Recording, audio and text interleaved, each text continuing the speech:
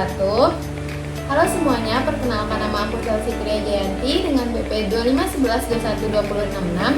Jadi pada video kali ini aku akan menjelaskan materi mengenai penyakit diare dan bagaimana penyakit diare itu dalam perspektif nilai. Nah, jadi teman-teman, jika kita mendengar tentang penyakit diare, nah kebanyakan orang itu mungkin langsung berpikir bahwa penyakit diare itu cuma masalah kesehatan biasa. Nah, padahal jika dilihat lebih dalam, diare itu bukan hanya berkaitan dengan kondisi fisik seseorang, tetapi juga mencerminkan bagaimana sih nilai-nilai dalam kehidupan masyarakat sehari-hari. Nah, diare ini adalah kondisi ketika seseorang itu mengalami buang air besar secara terus-menerus, kayak lebih dari biasanya dengan tinja yang encer. Nah, penyakit ini dapat disebabkan oleh virus, bakteri, parasit, dan mungkin juga karena makanan yang terkontaminasi. Nah, dan juga karena lingkungan yang tidak bersih.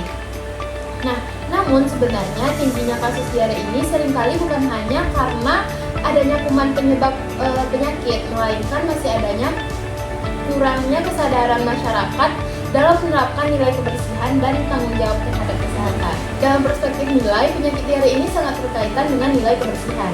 Nah, kebersihan itu bukan hanya sekedar kebiasaan, tetapi merupakan bentuk kepedulian seseorang terhadap dirinya sendiri dan juga orang lain. Nah, misalnya nih, kebiasaan sederhana seperti mencuci tangan sebelum makan, menjaga kebersihan makanan, dan juga membuang sampah pada tempatnya. Nah, itu sebenarnya itu memiliki dampak besar dalam mencegah penyebaran penyakit. Nah, ketika nilai kebersihan ini tidak diterapkan dengan baik, maka risiko terjadinya penyakit diare ini akan semakin tinggi. Nah, selain itu, diare ini juga berkaitan dengan nilai tanggung jawab sosial. Nah, menjaga kesehatan itu bukan hanya urusan pribadi, tetapi juga tanggung jawab bersama dalam kehidupan bermasyarakat. Lingkungan yang kotor itu tidak hanya membahayakan satu orang, tetapi juga berdampak pada kesehatan banyak orang di lingkungan sekitarnya. Nah, oleh karena itu, menjaga kebersihan lingkungan itu merupakan bentuk kepedulian sosial terhadap masyarakat.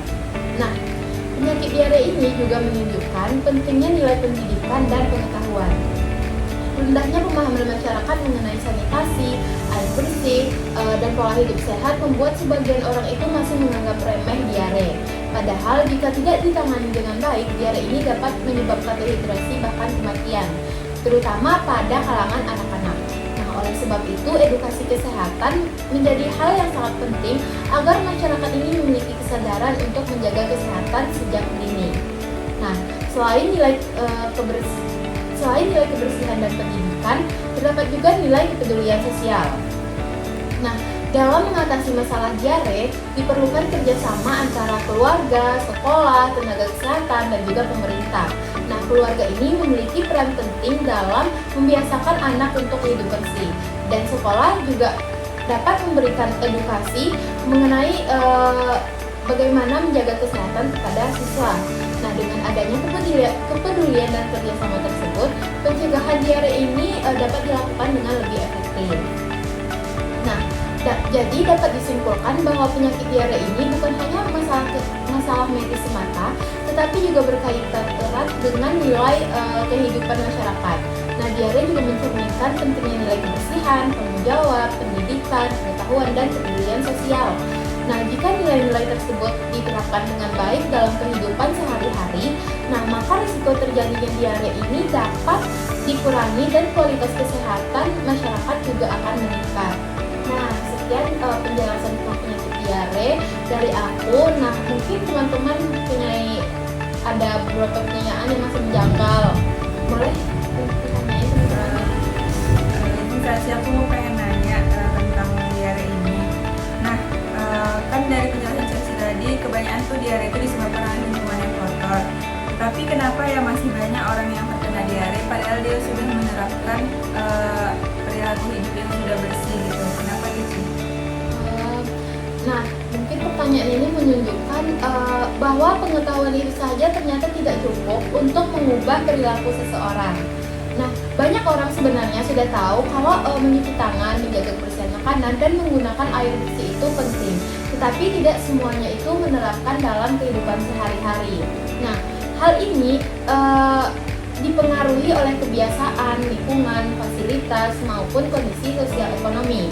Nah, misalnya seseorang memahami pentingnya air bersih, tapi mereka itu tinggal di daerah yang akses airnya itu masih terbatas. Nah, atau seseorang itu tahu bahwa mencuci tangan itu penting. Nah, tapi sering mengabaikannya karena mungkin mereka lagi buru-buru atau menganggap hal tersebut emang tidak penting, tidak terlalu penting. Nah, artinya penyebab diare ini bukan hanya soal kurangnya informasi kesehatan, tetapi juga berkaitan dengan perubahan perilaku, kesadaran, fasilitas pendukung, dan kebiasaan masyarakat. Nah, oleh karena itu, solusi diare tidak cukup hanya dengan edukasi, tetapi juga perlu dukungan lingkungan dan kebijakan kesehatan. Seperti itu ya. Terima kasih.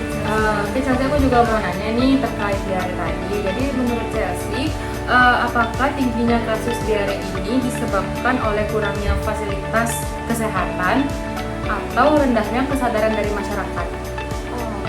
Baik, Chelsea, menurut aku keduanya itu memiliki pengaruh besar, tetapi dapat berbeda tergantung dengan kondisi wilayahnya sendiri.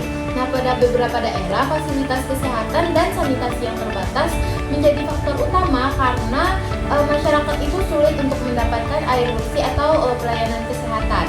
Nah, namun di tempat lain, fasilitas itu sebenarnya sudah tersedia, tetapi kesadaran masyarakat ini masih rendah. Misalnya nih, masih membuang sampah sembarangan atau tidak mencuci tangan sebelum makan. Nah, karena itu diare itu tidak dapat dilihat dari satu sisi saja atau dari satu penyebab saja. Nah, penyelesaiannya itu harus secara menyeluruh, mulai dari edukasi masyarakat, perubahan perilaku, perbaikan sanitasi lingkungan, hingga peningkatan akses pelayanan kesehatan. Jadi seperti itu Sasi. Apakah sudah terjawab? Oke, sudah. Terima kasih, Chelsea. Baik. Terima kasih Tria dan Sasi yang sudah berkontribusi dalam materi yang aku sampaikan tadi. Sekian penyampaian materi dari saya. Assalamualaikum warahmatullahi wabarakatuh.